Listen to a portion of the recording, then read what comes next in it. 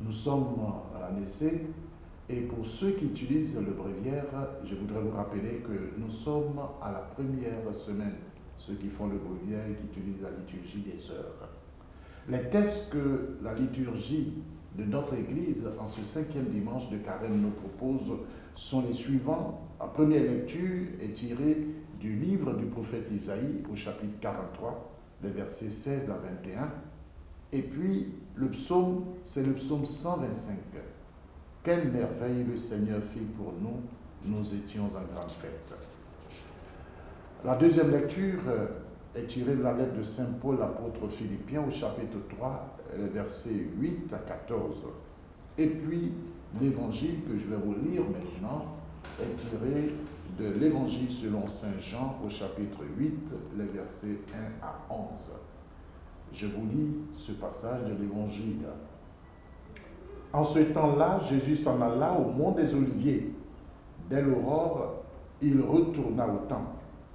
Comme tout le peuple venait à lui, il s'assit et se mit à enseigner. Les scribes et les pharisiens lui amènent une femme qu'on avait surprise en situation d'adultère. Ils la mettent au milieu et disent à Jésus, « Maître, cette femme a été surprise en flagrant délit d'adultère. Or, dans la loi, Moïse nous a ordonné de lapider ces femmes-là. Et toi, que dis-tu » Il parlait ainsi pour le mettre à l'épreuve, afin de pouvoir l'accuser. Mais Jésus s'était baissé et du doigt il écrivait sur la terre.